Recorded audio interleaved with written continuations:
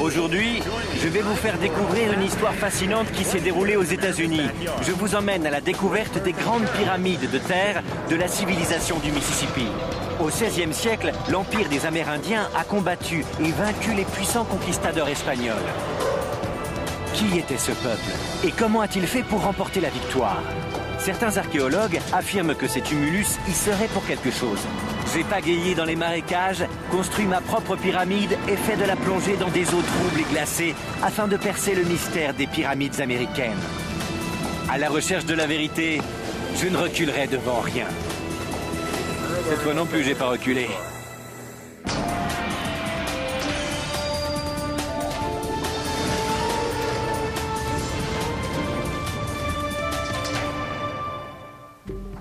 En 1539, les conquistadors espagnols ont débarqué sur les côtes de Floride. Leur objectif était la conquête de l'Amérique du Nord.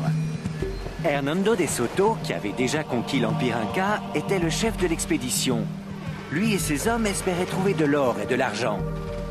Ils avaient également l'intention de fonder la première colonie espagnole au nord du Mexique. En seulement 2 ans, les conquistadors avaient parcouru le sud-est du pays. En usant de la force pour asservir les Indiens, ils avaient fait beaucoup de victimes et de nombreux prisonniers. Mais allant plus à l'ouest, les Indiens commençaient non seulement à résister, mais aussi à se battre. C'est en 1535 que la résistance des Indiens aboutit à une grande bataille sur l'eau. Je me trouve à quelques kilomètres à l'est du fleuve, le Mississippi. C'est ici que des affrontements décisifs ont eu lieu. Je m'appelle Josh Bernstein. Je vous ai emmené à l'ouest du Mississippi pour vous faire découvrir comment les Indiens ont organisé une importante offensive et repoussé les Espagnols, les obligeant à fuir vers le golfe du Mexique. Nous savons que ces événements ont eu lieu grâce à quelques survivants de l'expédition de Soto, qui avaient consigné par écrit ce qu'ils avaient vécu. Ces témoignages uniques fournissent de précieuses informations sur les hommes qui les avaient chassés. Ils décrivent des villages construits sur des pyramides à sommet plat, le long des côtes du fleuve le Mississippi.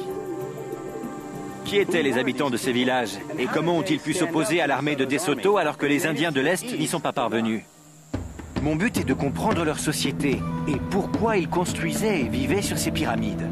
Pour commencer, je me rends dans le dernier site de pyramide d'Amérique du Nord qui est encore habité aujourd'hui, à Natchez, dans l'état du Mississippi. Des historiens pensent que la culture natchez des bâtisseurs de tumulus s'est développée à partir du 7e siècle, et ce, pendant 1000 ans. Pour en savoir plus, je rencontre Faucon Gris, descendant des Indiens natchez. Ses ancêtres ont peut-être eu affaire à De Soto et à ses hommes. J'aimerais vous inviter dans ma maison. On pourrait fumer le calumet. Faucon Gris m'invite à entrer dans une hutte traditionnelle pour fumer le calumet de l'amitié. De telles huttes aux toits de chaume ont abrité d'innombrables cérémonies de bienvenue et de paix. Quand on fume cette pipe, on fume le calumet de la prière et le calumet de l'amitié. Quand la fumée s'en va, elle s'en va vers le Créateur et nos prières aussi. C'est ce que la fumée symbolise. La signification de tout ça, c'est que si on n'est pas sincère l'un envers l'autre, ce n'est pas tellement l'autre qu'on doit craindre, mais plutôt le Créateur, parce que c'est à lui que toutes les prières et toutes les paroles s'adressent. Quand on est sincère, la cérémonie est agréable. Oui, c'est un moment agréable. Très bien. Faucon Gris m'a expliqué que le type de tabac utilisé aujourd'hui est le même qu'au XVIIe siècle. Cette plante est considérée comme sacrée. Lorsqu'un Indien d'Amérique du Nord fume le calumet de l'amitié avec son hôte, c'est un signe de respect. Si De Soto et ses hommes n'avaient pas été hostiles aux Natchez, c'est de cette façon qu'ils auraient été accueillis.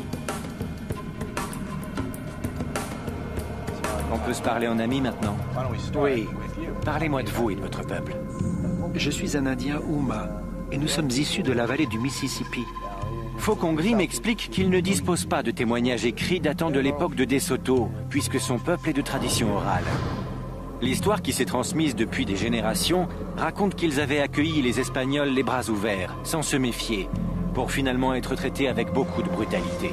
Ils ont fini par comprendre que l'intention des Espagnols était de s'emparer de leurs terres et de leur imposer une autre façon de vivre. Ils ont pris les armes. Faucon Gris me dit que pour comprendre comment les Indiens ont pu repousser De Soto, il faut suivre la piste des tertres. Que représentent pour vous les tertres aujourd'hui? En général, les gens font référence à Christophe Colomb et aux conquistadors espagnols. Ils croient que l'histoire a commencé à ce moment-là.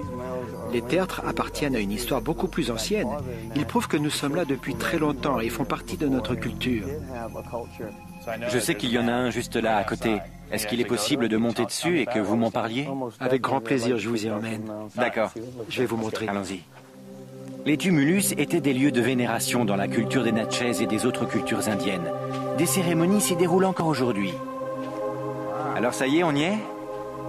Oui, on est sur le monticule. Et ça ne pose pas de problème? Non, on peut y aller. Je présume qu'il s'agit d'un lieu sacré.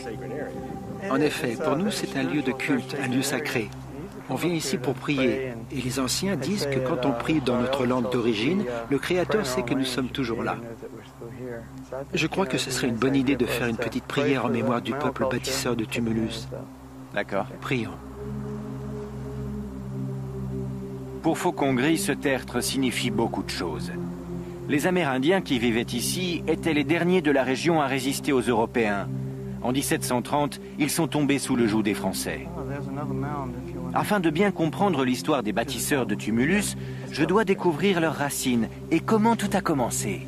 Après être allé dans le village où se trouvent les pyramides les plus récentes, je suis impatient de trouver les plus anciennes.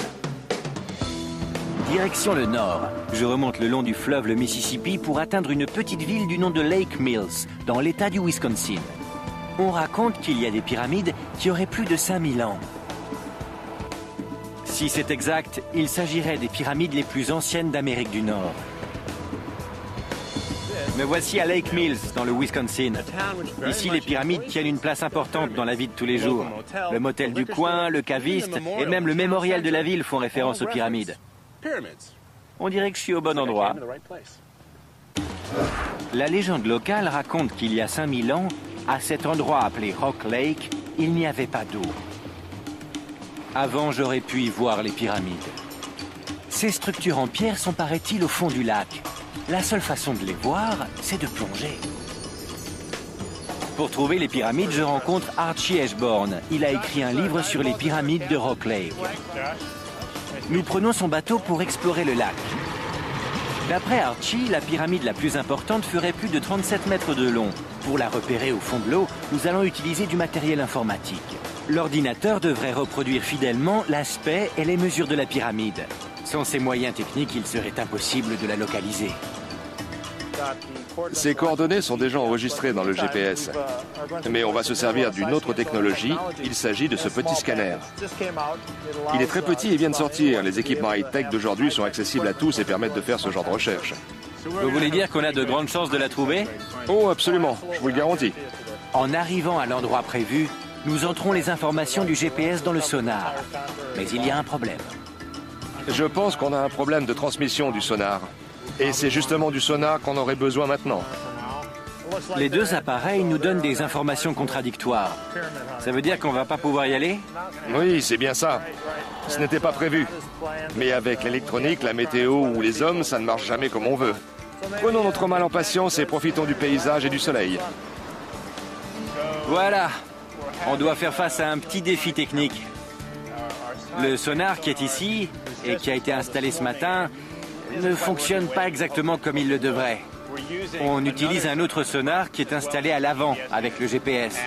Et on espère qu'avec des coordonnées exactes et un peu de chance, on pourra aller là où on veut. C'est ce qu'on va voir. Dans un instant, je plongerai dans les eaux troubles du lac à la recherche d'une des plus anciennes pyramides d'Amérique. Ma mission est de comprendre comment, au XVIe siècle, les tribus indiennes de la vallée du Mississippi ont réussi à repousser les conquistadors espagnols. J'ai rencontré Faucon Gris au Mississippi, descendant de la tribu amérindienne Natchez. Il m'a expliqué que les tumulus tenaient une place centrale dans leur culture et qu'ils étaient encore aujourd'hui des lieux sacrés. Maintenant, je suis à la recherche des plus vieilles pyramides d'Amérique du Nord. Je me trouve à Lake Mills, dans le Wisconsin, avec Archie Ashbourne. Et je vais tenter de vérifier une légende qui raconte que des pyramides ont été construites ici, il y a plus de 5000 ans. Ces pyramides se trouveraient immergées au fond de ce lac. Avec ce bateau, nous sommes partis à leur recherche. Et ça n'a pas été une chose facile. Mais après plusieurs heures d'attente, Archie recueille des informations prometteuses. pensez que cette bosse-là, c'est ce qu'on cherche? J'en suis sûr. Et comme vous pouvez le voir, on se trouve dans la zone où il y a déjà eu des recherches. Je crois que cette fois, c'est la bonne. Je m'attendais à voir une pyramide comme celle d'Égypte, qui se termine en pointe comme ceci. Ce que je vois me paraît plus rond. Eh bien, l'imagerie peut être trompeuse, mais il n'y a pas de pyramide égyptienne là-dessous. Vous allez plutôt trouver quelque chose en longueur et de tronqué. À l'extrémité sud, ça ressemble plus à une pyramide ou à une tente. Ne sachant pas si les images retransmises par le sonar montrent une pyramide ou le relief naturel du sol, je décide d'aller voir de plus près. Vous voulez pas venir avec moi? Non, pas question que je plonge là-dedans. Steve est un expert, c'est lui qui vous emmène. Vous savez quelque chose que je ne sais pas. Il fait froid, c'est sombre et je n'aime pas ça. Froid et sombre. Ce n'est pas un problème pour moi, je suis trop curieux. Mais le manque de visibilité pourrait être un handicap. En été, l'eau du lac est extrêmement trouble.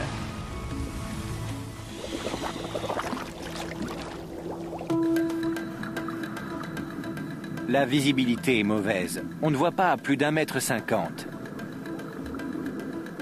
Et c'est très frustrant. À 8 mètres sous l'eau, j'aperçois un gros monticule de pierres empilées. Pour Archie, il s'agit de la pyramide. Certaines pierres semblent organisées, comme si quelqu'un les avait placées là. Mais en y regardant de plus près, impossible d'affirmer que l'homme, plutôt que la nature, en est le maître d'œuvre. Je décide de chercher autour de moi quelque chose, un objet fabriqué, qui pourrait accréditer la thèse de l'homme. Mais je ne trouve rien. Cet endroit est un lieu sacré pour les Amérindiens de la région. C'est pourquoi je n'emporte pas de pierres pour faire des recherches plus approfondies.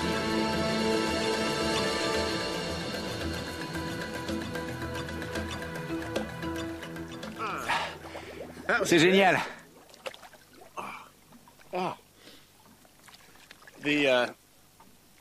À la surface, disons jusqu'à 4-5 mètres, l'eau est chaude. Peut-être 26 degrés. Mais en descendant, il fait beaucoup plus froid. Et aussi plus sombre. En approchant des pierres, je ne savais pas vraiment ce que c'était. Je voyais juste un tas de pierres. J'ai vu de très beaux poissons. En tout cas, j'ai pas pu me faire une idée précise de ce qu'il y a en dessous. Mais me voilà en plein milieu du lac, au-dessus d'un empilement de pierres. Maintenant, la question est de savoir qu'est-ce que c'est. Comment est-ce qu'on peut savoir que ce qui est là-dessous, dans l'eau, est l'œuvre de l'homme et non pas celle de la nature? Et tout d'abord, ce sont les légendes des Amérindiens qui parlent des pyramides au fond du lac. Ce que nous avons découvert corrobore les légendes.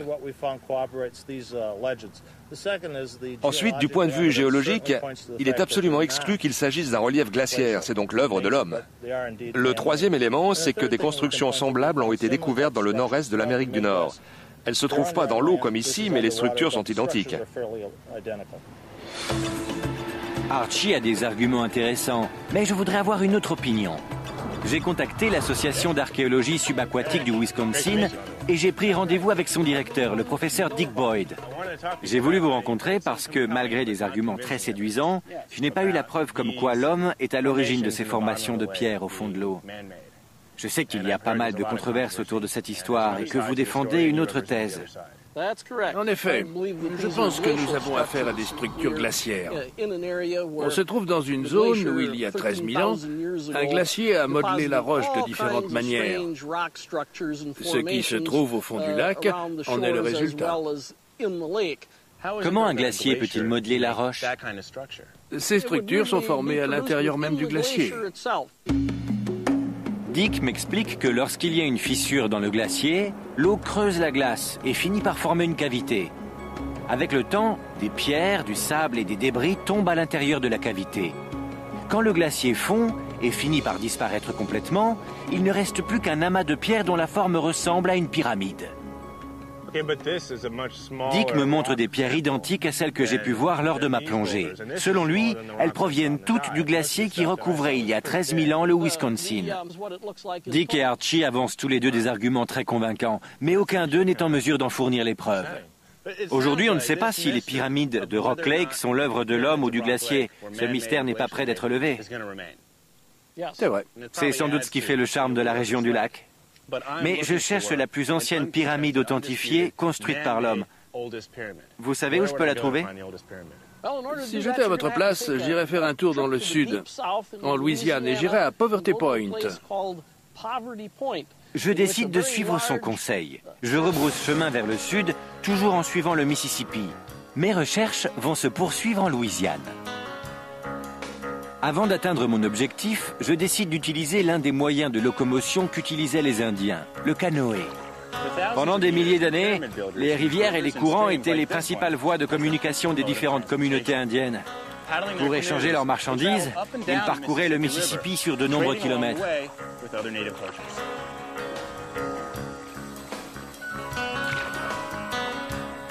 J'ai demandé à T.R. Kidder, qui est anthropologue à l'Université Washington de Saint-Louis, de me retrouver au bord du fleuve. Il m'avait dit qu'il me montrerait la plus vieille pyramide d'Amérique. Donnez-moi un coup de main. Oui, bien sûr. Et voilà, bienvenue à Poverty Point. Je reprends ça. À votre avis, la berge était comme ça quand les Amérindiens s'échangeaient des marchandises? Oui, je pense qu'elle devait ressembler à ça. Probablement qu'il n'y avait pas de bois mort, ils l'utilisaient de différentes manières, notamment pour faire du feu. Je vois. Oui, à peu de choses près, ça devait être comme ça. C'est super, c'est dense. Oui, la végétation est très dense. C'est pourquoi vous allez devoir utiliser une machette. On va se frayer un chemin? Oui, exactement. Alors on y va. D'accord, c'est parti. On va dans cette direction. Bien. Poverty Point a été construit dans une plaine inondable sur une digue naturelle de 15 mètres de haut, en amont d'un affluent du Mississippi. Je fais les mêmes gestes qu'un marchand amérindien. J'espère ne pas tomber nez à nez avec un alligator ou une vipère, ou avec toute autre créature mortelle. Attention, il y a une fourmilière ici, ce sont des fourmis rouges. Il vaut mieux ne pas trop traîner dans le coin. Ce sera plus facile après, promis. Des fourmis rouges, des plantes venimeuses, des ronces. C'est génial. En général, les piqûres de fourmis rouges ne me font rien. Mais à peine 30 secondes après, je fais une importante réaction allergique. Tout mon corps est couvert de grosses plaques rouges. Mon visage gonfle. Je suis obligé de me faire une piqûre pour calmer les symptômes. Au lieu de ça, mon état empire. J'ai du mal à respirer. J'ai mal à la poitrine. Je décide d'interrompre ma mission et d'aller à l'hôpital le plus proche.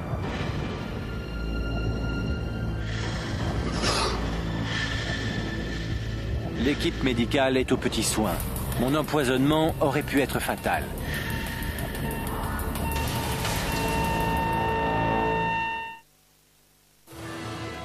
Je suis dans un hôpital de la Louisiane à cause d'une grave réaction allergique aux piqûres de fourmis rouges.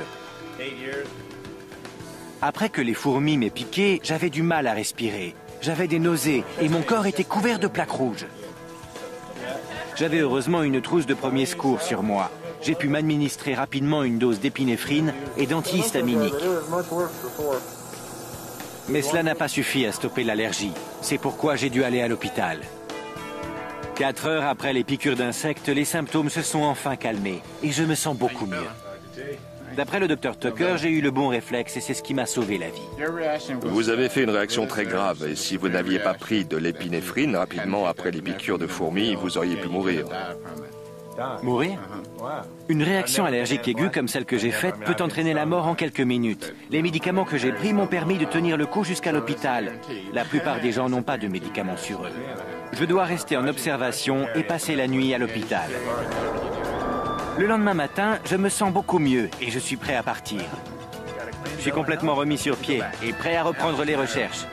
Il faut juste que je trouve T.R. et ensuite on pourra continuer nos investigations.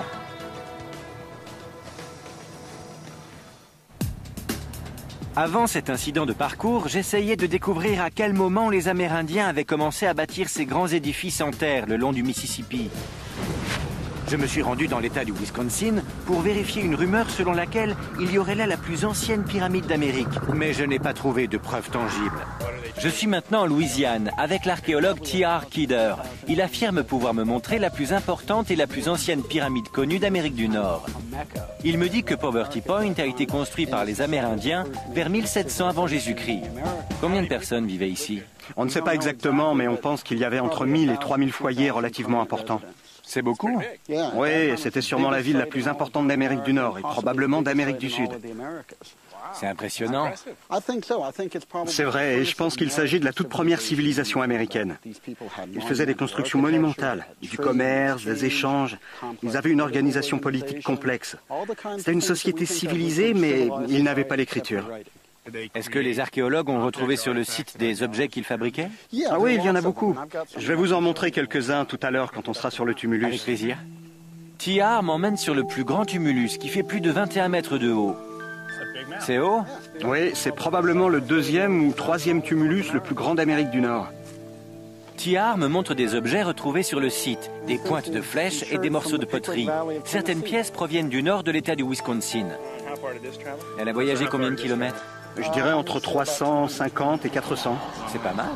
Celle-ci provient soit de l'État de l'Illinois, soit de l'État de l'Indiana, qui se trouve à 550 km au nord. Waouh.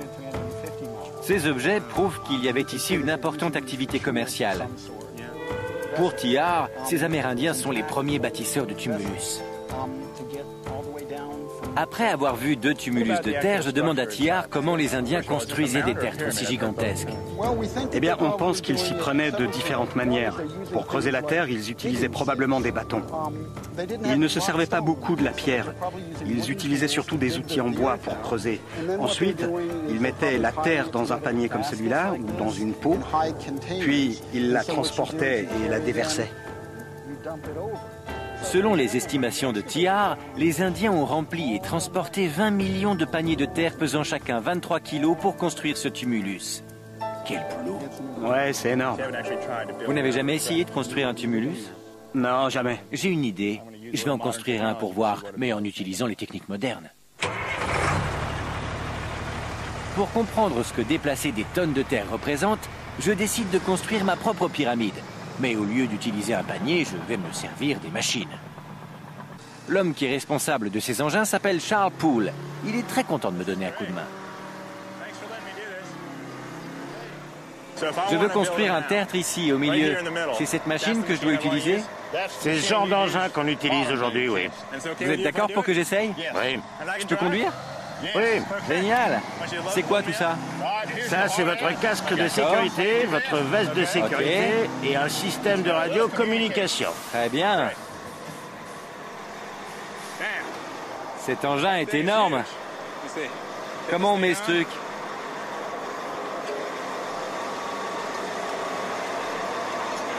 Vous avez vu cette roue? Énorme! Elle est grande comme ça. Voyons voir comment ça marche. Charles m'a remis les clés d'un petit jouet de 32 tonnes et qui a 425 chevaux sous le capot. C'est une énorme machine à transporter de la terre. Tournez sur la droite. En quelques secondes, j'apprends comment remplir le bac arrière. Elle est remplie. La machine arrache littéralement la terre du sol et remplit la benne. Et maintenant déchargez en ouvrant le rebord. Pour déverser la terre, j'actionne le rebord du bac vers l'avant. Très bien. Maintenant, vous pouvez décharger, Josh. Allez-y, déversez la terre. Ça y est, la benne est vidée. Une benne peut contenir environ 24 mètres cubes de terre. Abaissez la benne. Pour un bâtisseur de tumulus, cela représente 1800 paniers de 23 kilos de terre.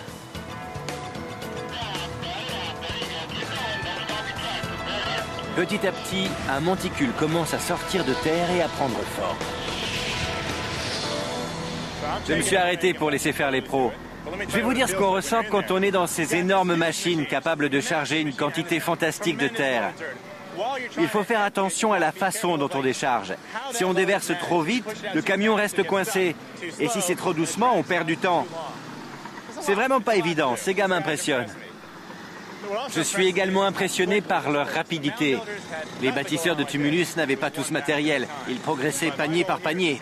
Mon but ici, c'est de voir en combien de temps on peut construire un tertre. Nous n'aurons toujours pas fini après la tombée de la nuit. C'est incroyable. Bien qu'on ait les machines les plus performantes au monde, on est encore très loin du résultat.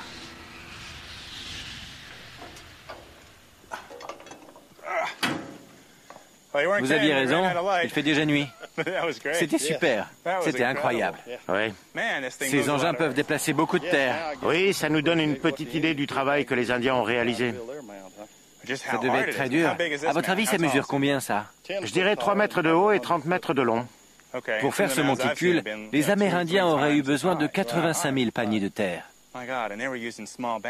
Pour réaliser un tertre de 21 mètres de haut comme celui de Poverty Point, Charles estime qu'il lui faudrait un mois. Maintenant, je sais l'énorme travail que représente la construction de ces tertres. C'est impressionnant. Dans un instant, nous allons nous rendre dans le plus grand site de tumulus, à Cahokia. Je quitte la plus ancienne culture de bâtisseurs de tumulus pour rejoindre celle qui fut la plus importante. Et pour l'admirer, il n'y a pas de meilleur endroit que le ciel. En 1539, la tentative des conquistadors espagnols de coloniser les Amérindiens échoua. J'essaie de comprendre pourquoi. La réponse serait en rapport avec les tertres construits par les Amérindiens. Lors de mes recherches, j'ai découvert que la culture amérindienne des bâtisseurs de tumulus avait commencé 3000 ans avant l'arrivée des Espagnols. Cette culture avait probablement un lien avec un puissant empire que les archéologues appellent la civilisation mississippienne. Mon but est de comprendre pourquoi ces tertres ont été construits et s'ils ont joué un rôle dans la défaite espagnole. La réponse se trouve peut-être à Cahokia, qui fut la capitale de cette civilisation. Cahokia est située près de Saint-Louis dans l'État du Missouri. Voici Cahokia. Cette ville était aussi importante que l'État de New York aujourd'hui. C'était le centre de la civilisation du Mississippi et de son empire. Et pour l'admirer, il n'y a pas meilleur endroit que le ciel. Et pour aller dans le ciel, j'ai fait appel à mes vieux amis, Bubba Peters et Eric Dufour. Bonjour Josh. Salut les gars. Bonjour. Je suis content de te voir. Je vais faire du paramoteur. Il s'agit d'un parachute propulsé par une hélice de 5 kg fixée dans mon dos.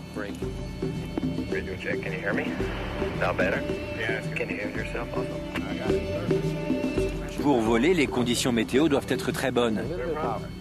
Aujourd'hui, les conditions sont trop bonnes. Il n'y a pas une once de vent, ce qui peut être problématique lors du décollage.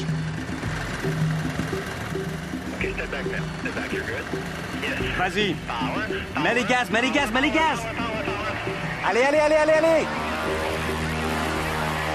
Cours, cours, cours, cours, cours.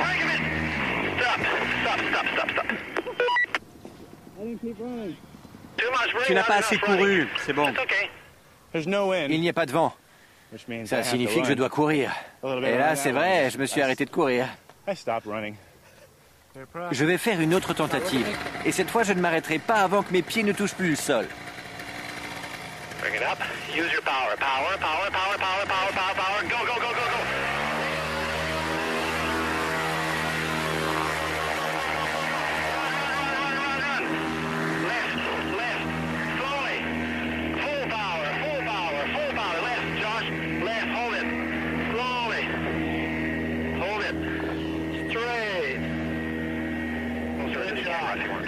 Avec un peu de vent, c'est plus facile, mais il n'y en a pas du tout. C'est bien que Josh ait réussi, ce n'était pas évident, il n'a pas l'habitude. Pour quelqu'un de confirmé, ce n'est pas un problème, mais les conditions ne sont pas idéales ce matin. Une fois là-haut, je peux prendre tout mon temps et explorer le site. C'est magnifique. Vu d'en haut, on voit très bien le relief que forment les tertres. Je me rends compte de l'étendue de Cahokia.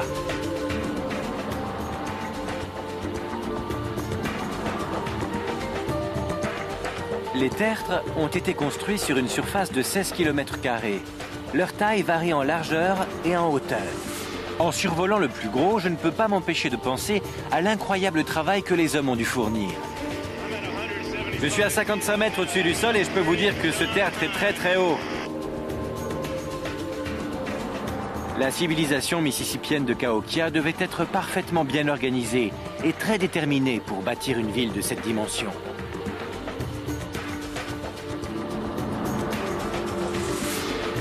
Reviens à gauche. Reviens face au vent. Très bien. Ne bouge pas. Bien, maintenant tourne doucement à droite. Doucement, très doucement. Ne bouge pas. Freine, freine.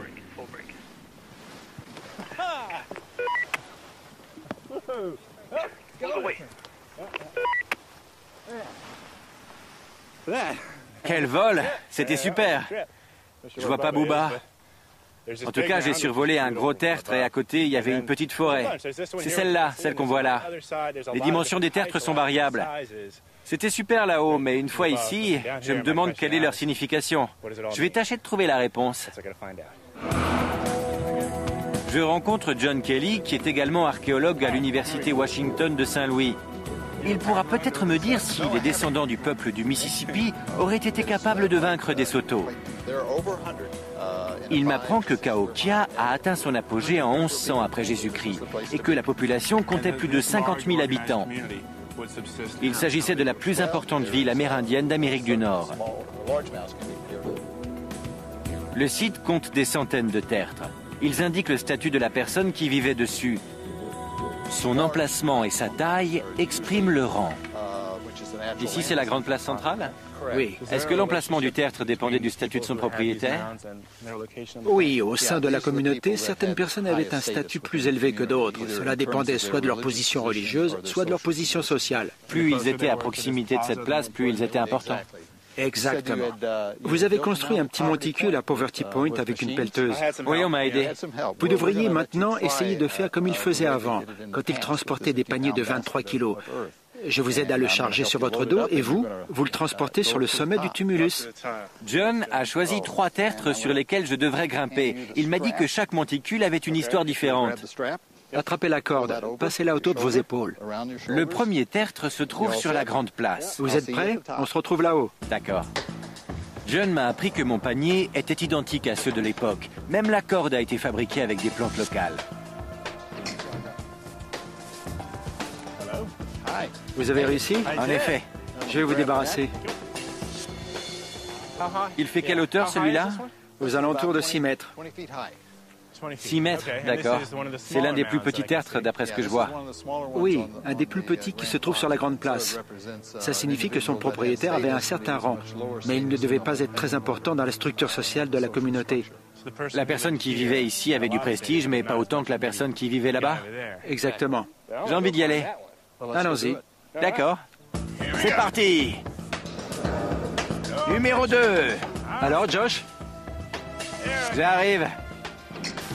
Ce tertre est beaucoup plus grand que le premier. À chaque pas, le panier pèse plus lourd. Je commence à réaliser à quel point ça a dû être dur de construire ce tertre. J'y suis presque. Celui-là est un peu plus gros. Si la taille traduit le rang social, celui qui a bâti ce tertre devait être très puissant. Vous y êtes presque. Encore quelques mètres. Donnez-moi ça. Vous y êtes? Oui, merci. Celui-là est l'un des plus grands. Oui, il fait 12 mètres de haut. Il est 2 fois plus haut que celui-là? Exactement. Et beaucoup plus gros. Oui, la surface qu'il y a au sommet est très importante. Elle permet de construire de nombreux bâtiments. Ça veut dire que cette personne était plus importante que celle de là-bas? Exactement. Et ça implique aussi qu'il y avait un plus grand nombre de personnes sous ses ordres. 100, peut-être 1000 personnes. Mais l'homme le plus puissant se trouve droit devant nous, direction nord-est. C'est le grand tertre? Il fait 30 mètres de haut. Vous êtes prêt à relever le défi? Je dois grimper là-dessus? Exactement. Ok.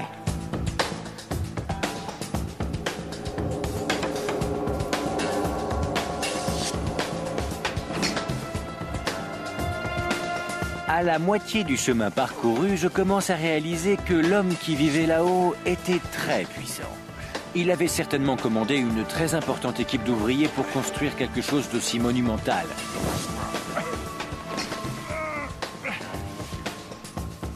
Ce travail a dû être extrêmement difficile. Je me demande quelle motivation avaient ces hommes pour travailler aussi durement. J'y suis presque. Alors ça va? Vous avez réussi. Bravo. Tournez-vous. Je le récupère. D'accord. Vous êtes prêts à recommencer? Si on discutait un peu avant. D'accord. Donc, ici c'est le tertre des moines, où habitait le chef. John m'explique que le chef possédait une grande maison qui devait mesurer entre 9 et 12 mètres de haut. C'est à partir de là qu'il dirigeait son peuple. Un poteau était planté au milieu du tertre et symbolisait le centre de l'Empire. Le tertre était une icône politique et spirituelle.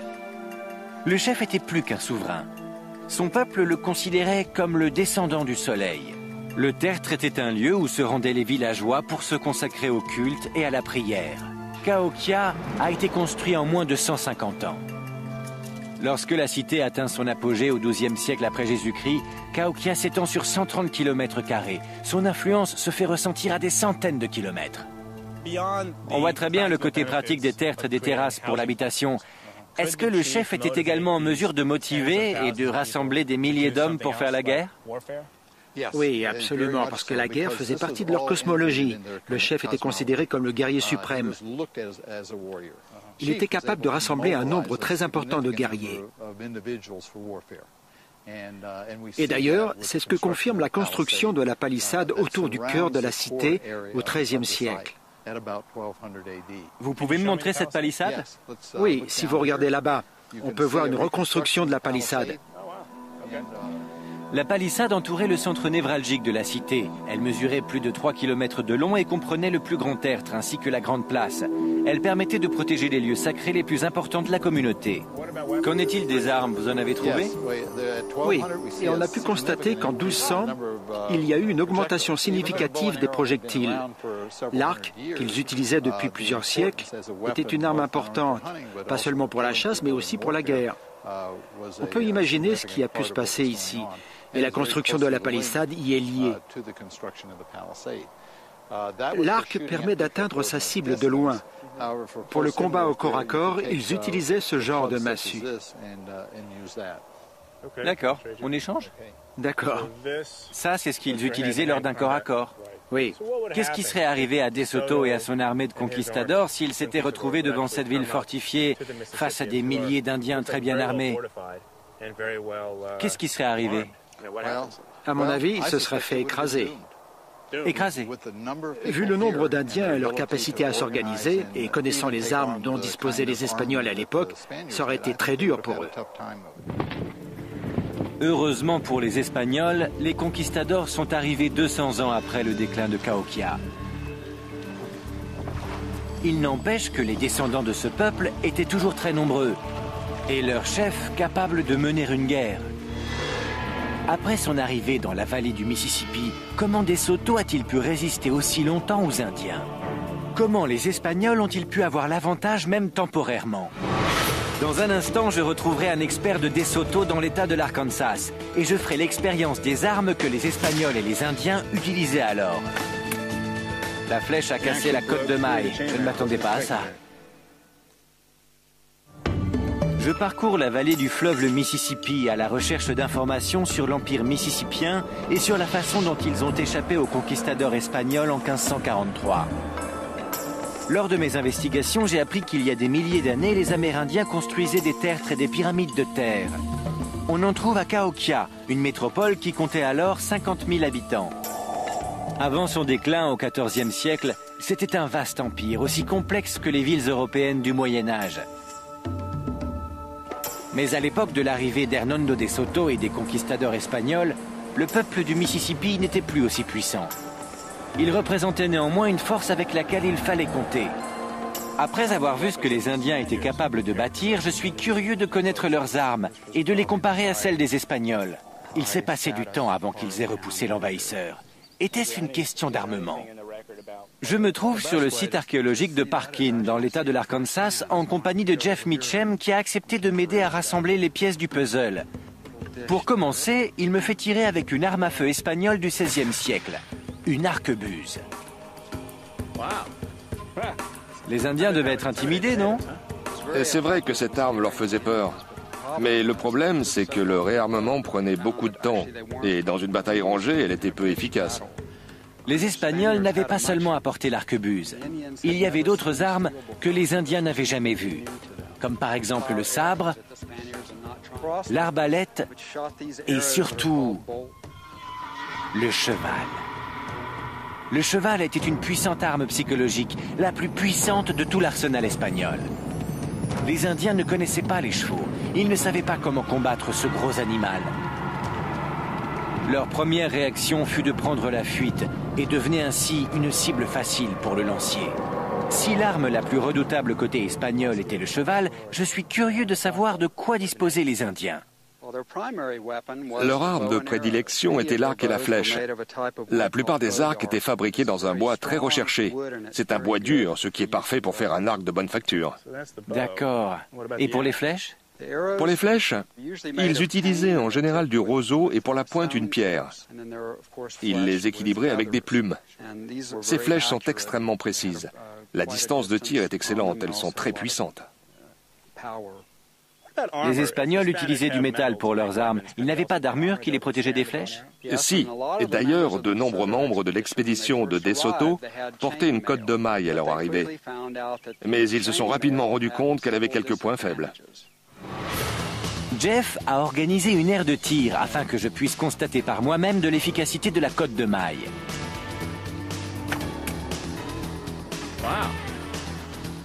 Très intéressant. La flèche a cassé la cotte de maille. Je ne m'attendais pas à ça. C'est vrai, et ça montre clairement qu'elle n'était pas efficace pour les protéger des flèches. Comment ça se fait? La cotte de maille était prévue pour autre chose? Oui. En fait, elle était conçue pour parer les coups de sabre. Elle permet d'absorber les chocs et évite d'être blessé. Mais un impact direct comme celui d'une flèche perce l'armure. Absolument. En voyant ça, qu'est-ce que les Espagnols ont fait? Beaucoup d'entre eux possédaient une armure en courte pointe qu'ils avaient dénichée au Mexique. Ils savaient par expérience qu'elle les protégerait des flèches. Vous avez une de ces courtes pointes? Oui, et si vous voulez, on peut faire le test. D'accord, faisons quelques tirs. Je l'ai eu. 2 tirs en plein dans le ventre. Ah, c'est très intéressant. La deuxième flèche est passée à travers. Oui, mais elle n'est pas entrée dans cette partie-là. Ce n'est pas un tir mortel. La personne aurait juste reçu un bon coup de poing dans le ventre. Ça fait mal. C'est mieux que d'être transpercé de part en part. Oui. Ce test prouve que la meilleure arme dont disposaient les Indiens n'était pas efficace à cause de l'armure des Espagnols. Ceci avait l'avantage du point de vue technologique et psychologique. Comment les Indiens, qui étaient alors les plus faibles, ont-ils réussi à repousser les Espagnols? Jeff m'emmène sur une rivière, non loin de là. Il m'explique que 3 ans après l'arrivée de l'expédition, le chef des conquistadors, Hernando de Soto, avait succombé à la fièvre. Son corps avait été abandonné dans le fleuve. Après 3 années de guerre avec les Indiens, et n'ayant pas trouvé ici ni or ni argent, les membres de l'expédition étaient très démoralisés. Après la mort de leur chef, ils avaient décidé de partir pour le Mexique. Ils ont fondu leurs armes pour fabriquer des clous et construit des bateaux, dont certains pouvaient contenir jusqu'à 50 hommes. Pour pouvoir naviguer sur le Mississippi, les chevaux étaient transportés sur des pirogues volées, remorquées par les bateaux. Sur le fleuve, ils avaient perdu leur avantage militaire et stratégique. Ils étaient extrêmement découragés d'avoir échoué et leur seul désir était de quitter cet endroit. Comment les Indiens ont-ils réagi? Alors que les navires étaient prêts à mettre les voiles, des centaines de pirogues sont apparues sur l'eau. Certaines pouvaient contenir 60 à 70 Indiens. Selon les témoignages laissés par les Espagnols, c'était un spectacle impressionnant. Cette flotte de pirogues représentait une sérieuse menace. Les Indiens les suivaient 24 heures sur 24, faisant pleuvoir leurs flèches. Les Espagnols n'avaient pas une minute de répit. Les Indiens occupaient les berges du fleuve. Et si les Espagnols voulaient accoster, ils recevaient immédiatement une salve de flèches.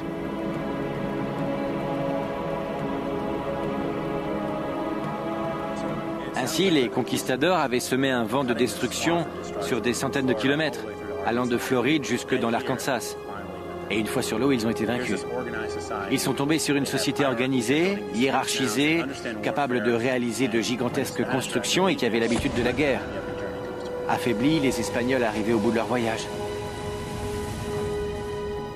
Après 3 années de conquête, les Espagnols avaient perdu plus de la moitié de leurs hommes, y compris leur chef et héros national, Hernando de Soto. Les 300 conquistadors rescapés ont mis 19 jours pour atteindre le golfe du Mexique. C'était une immense victoire pour le peuple du Mississippi.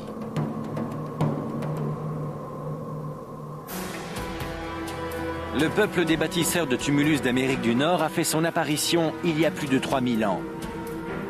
Savoir pourquoi Cahokia a été abandonné reste un mystère. Certaines théories évoquent la sécheresse, la guerre ou encore l'instabilité politique. De cette société complexe et impressionnante, nous héritons ces paisibles pyramides recouvertes de gazon. Testament silencieux d'un empire amérindien qui a fait l'histoire de l'Amérique.